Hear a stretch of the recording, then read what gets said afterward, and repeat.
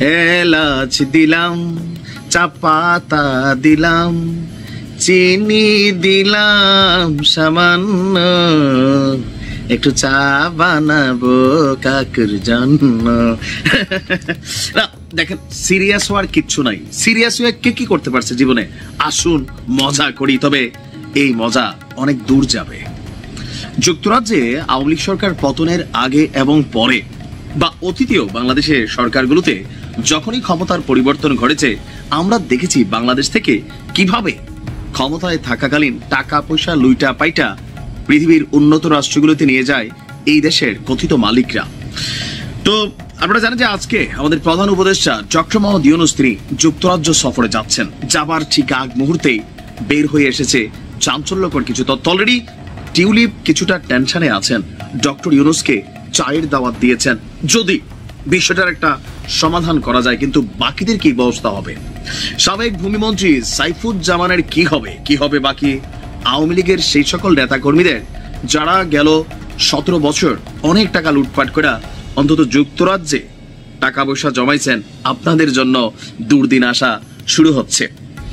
পাচার হওয়া অর্থ বাংলাদেশে ফিরিয়ে আনতেই যুক্তরাজ্য এবং ইউরোপ সফরে যাচ্ছেন আমাদের প্রধান উপদেষ্টা। দর্শক, আমাদের অন্তর্বর্তী সরকারের প্রধান উপদেষ্টা আজকে যখন ঢাকা ত্যাগ করবেন, তো মূল এজেন্ডাটা কি এই সফরের? আমরা দেখলাম যে এই সফরের মূল এজেন্ডা হিসেবে থাকছে যুক্তরাজ্যে পাচার হয়ে যাওয়া বাংলাদেশের যে টাকা পয়সা সেগুলোকে ফিরিয়ে আনা। বিষয়টি সর্বোচ্চ গুরুত্ব পাচ্ছে বলে আমাদের নিশ্চিত করেছে পররাষ্ট্র মন্ত্রণালয়। আর কেউ কেউ বলছেন যে একটি নির্বাচিত সরকার গঠনের আগে এমন কূটনৈতিক সফরের কার্যকারিতা সীমিত হতে পারে।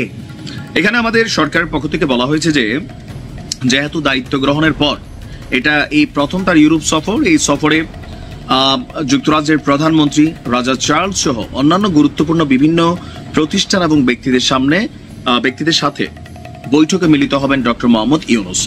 আর সেই বৈঠকগুলোর মধ্যে অগ্রাধিকার ভিত্তিক আলোচনা হচ্ছে যে টাকা পয়সা বাংলাদেশ থেকে বের হয়ে গেছে সেগুলোকে ফিরিয়ে আনা। তবে কেউ কেউ বলছেন যে একটা অনির্বাচিত সরকার কতটুকু এই ক্ষেত্রে আবার সফল হবে।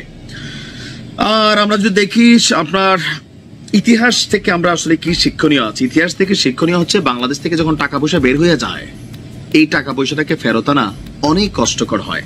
আবার ধরেন সরকার পরিবর্তনের পর আমরা যে অঙ্কগুলো শুনি, যেমন আওয়ামী লীগ ক্ষমতায় থাকতে আমরা প্রতিনিয়ত শুনতাম যে জনাব তারেক রহমান বাংলাদেশ থেকে লাকিজ ভৈরা, তারপর আরাফাত রহমান কোকো তিনি জীবিত থাকাকালীন অনেক টাকা তারা সিঙ্গাপুরে যুক্তরাজ্যে পাচার করে দিয়েছেন। তো আওয়ামী লীগ সরকার 17 বছরে আসলে কত টাকা পাচার হওয়াটা ফিরিয়ে আনতে পারছেন, এটার স্ট্যাটিস্টিক্স শুধুমাত্র সংবাদ সম্মেলনে আমাদের এমপি মন্ত্রীরা বা প্রেস যেই সেকশন আছে তারা যা বলে এগুলাই বিশ্বাস করতে হয়। কিন্তু নথি আকারে, কাগজ কলম আকারে কোন নেতার কত টাকা বাংলাদেশে ফিরিয়ে আনা সম্ভব হয়েছে, বা তারেক রহমানের টাকাটাই এখনো, এটা পরবর্তী সময় দেখা গেল যেগুলো মিথ্যা মামলা, সব মামলা কিন্তু এখন ঝরে গেছে হাইকোর্ট থেকে, যে এগুলা রাজনৈতিক মামলা ছিল। তো ওই রকম অনেক মামলা থাকে, বাট প্রকৃতপক্ষে কি বাংলাদেশ থেকে টাকা পাচার হচ্ছে না? হচ্ছে, বিলিয়নস অফ ডলার হচ্ছে, কিন্তু এগুলাকে ফিরাই আনাটা এত সোজা না। আবার ধরেন যুক্তরাজ্য একসময় তো লুটপাটকারী রাষ্ট্র ছিল, আমেরিকা বলেন, যুক্তরাজ্য বলেন, ফ্রান্স বলেন, যে ঔপনিবেশিক সাম্রাজ্যগুলো তারা পৃথিবী জুড়ে চালিয়েছে, এখনো চলছে। আফ্রিকাতে দেখেন পৃথিবীর সবচেয়ে মূল্যবান ধাতু আফ্রিকাতে আছে, কিন্তু সেই দেশের মানুষ খাইতে খানা পায় না। কেন? এই রাষ্ট্রগুলোর কারণে। তো এই রাষ্ট্রগুলোতে নিয়ে যারা টাকা পয়সা লগ্নে ইনভেস্ট করছে, যারা বিলিয়ন ডলার না মিলিয়ন ডলার ইনভেস্ট করলে সিটিজেন দিয়ে দেয়, সেই দেশগুলো আবার এত সহজেই এই টাকাগুলো বাংলাদেশে ফেরত দিবে এইটা আবার আমার মনে হয় না। তবে কিছু কিছু টার্গেটেড ব্যক্তিবর্গ যারা আছেন তাদের কিছু টাকা হলেও ফেরত আসবে বলে দাবি করা হচ্ছে সরকারের পক্ষ থেকে। আমরাও চাই একটা মাইল ফলক তৈরি হোক, যে সরকারে যে যখন থাকে তারা যে টাকা পয়সাগুলো পাচার করে এগুলো নিয়ে যেন পৃথিবীর অন্য কোনো দেশে আরামায়েশ করে ভোগ করতে না পারে। তাহলে কি হবে? পরবর্তী সরকারদের জন্য একটা মাইল ফলক তৈরি হবে যে ইয়েস, লুট করে নিতে পারো, সেই দেশ থেকে টাকাও আসবে, সাথে ফ্রিতে আসামি হিসেবে তোমাকে ব্যাক করতে হবে।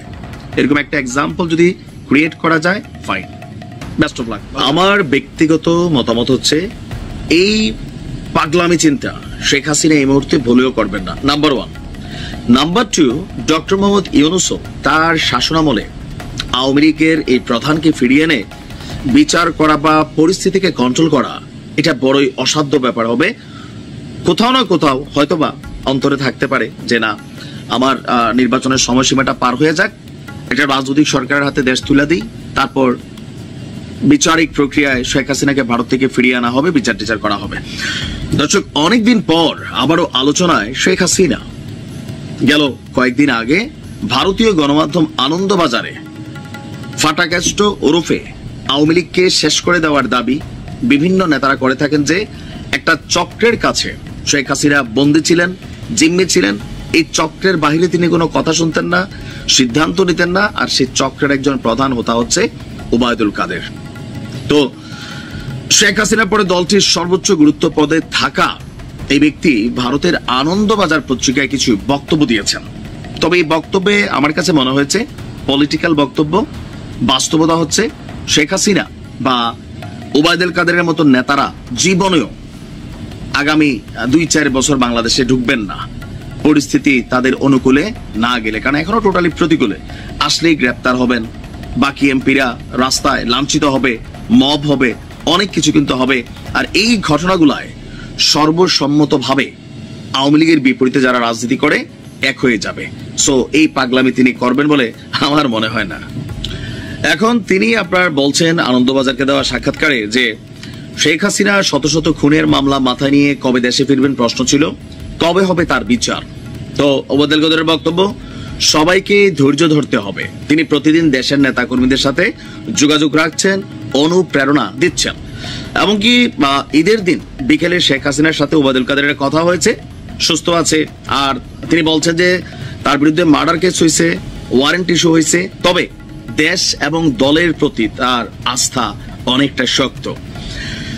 শেখ হাসিনার দেশে ফেরার বিষয়ে ওবায়দুল কাদেরের বক্তব্য, আগে তিনি বলেছেন যে দেশের জন্য তিনি ফিরবেন, যারা তার বিরুদ্ধে ষড়যন্ত্র করছে তাদের শাস্তি দিতে হবে। তবে কবে ফিরবেন এখন সেটা বলা যাচ্ছে না। সবকিছু নির্ভর করছে দেশের রাজনৈতিক পরিস্থিতি, জনগণের মনোভাব, আন্তর্জাতিক প্রেক্ষাপটের উপর। আর 2026 সালে যে নির্বাচন, সেই নির্বাচন নিয়েও সন্দেহ প্রকাশ করেছে ওবায়দুল কাদের। তো ওনার সন্দেহ প্রকাশে না প্রকাশে কিছু যায় আসে না। তবে শেখ হাসিনা বাংলাদেশে ফিরা নিয়া যে প্রশ্নবোধক চিহ্ন বা আনন্দবাজার বা বিভিন্ন গণমাধ্যমে যে নিউজগুলো আসছে, আমি হলফ করে বলতে পারি এটা ভাই পাগলেও বোঝে। আওয়ামী লীগের গত 17 বছরের শাসনামলে শত শত না হাজার হাজার ভুল করছে আওয়ামী লীগ। এই ভুলগুলা ইভেন বিপরীত দলগুলোকে রাজনৈতিকভাবে এতটাই কোণঠাসা করছে, সারা বাংলাদেশের বিএনপি বা জামাতে যে সকল নেতাকর্মীরা জেল খাটছে, মিথ্যা মামলার আসামি হয়েছে, পরিবার থেকে বিচ্ছিন্ন হয়েছে, এরপরে ধরেন গুম হয়েছে, হয়রানি হয়েছে, সবাই উৎপাইতা বৈশা আছে। একটা সুযোগ পাইলেই অনেক কিছু ঘটে যাবে, যেটা সরকারও কন্ট্রোল করতে পারবে কিনা আমার সন্দেহ আছে। যদি খবর আসে যে শেখ হাসিনা দেশে ঢুকবেন, আপনি দেখবেন বিএনপি, জামাত ইসলাম, এনসিপি, ইসলামিক দলগুলা বা আরো যারা, তারা সবাই একত্রিত হয়ে 32 যেমন ভাঙা দিছিল, ঠিক ওই রকম আরো খারাপ পরিস্থিতি দেশে তৈরি হবে। আর বাকি রইল নির্বাচনে জয়ের বিষয়। হ্যাঁ, এখনো বাংলাদেশের কিছু কিছু জায়গায় আওয়ামী লীগ জয়লাভ করবে, 2-4-10টা সিট পাবে, এটা বাস্তব। কিন্তু বাকি জায়গাগুলোতে বা জনগণের প্রতি যে ইফেক্টের একটা ইস্যু আছে, জনগণ যে ইফেক্ট হয়েছে, তো সেগুলোর কি একটা জবাব লাগবে না? এই যে দাগগুলা, ক্ষতগুলা, এগুলা মুছতে সময় লাগে ভাই। আগামী 7 বছর, নির্বাচন হয়তো আরো 1 বছর পরে 5 বছর, 6 বছর বাংলাদেশ আওয়ামী লীগ কাকতালীয় কোনো ঘটনা না ঘটলে জনগণের কাছে যে ইমেজ, সেটা ফিরাইতে পারবে না, জীবনও পারবে না। অনুতপ্ত হইতে হবে, ভালো কাজ করতে হবে, ক্ষমা চাইতে হবে, ভুল স্বীকার করতে হবে। তারপরে যেই সরকার ক্ষমতায় থাকবে তারা যখন ভুল করবে, একের পর এক জিনিসগুলো নিয়ে ঘটনা ঘটবে, তখন হয়তো জনগণের কাছে একটা সময় ফিল হইতে পারে যে না, আবার আওয়ামী লীগরে আনো। তবে দল হিসাবে এই মুহূর্তে সাময়িকভাবে নিষিদ্ধ। তা আমার কাছে মনে হয়েছে এগুলা পলিটিক্যালি আপনার নেতাকর্মীদের উজ্জীবিত করার বক্তব্য। কারণ খালেদা জিয়ারে তিনি জেল খাটাইছেন, জামাতের সর্বোচ্চ নেতাদেরকে ফাঁসি দিচ্ছেন।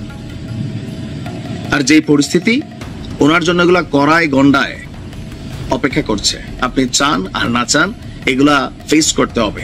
সো মনে হয় না যে তিনি এই ধরনের আত্মঘাতী সিদ্ধান্ত নেবেন। ভালো থাকুন।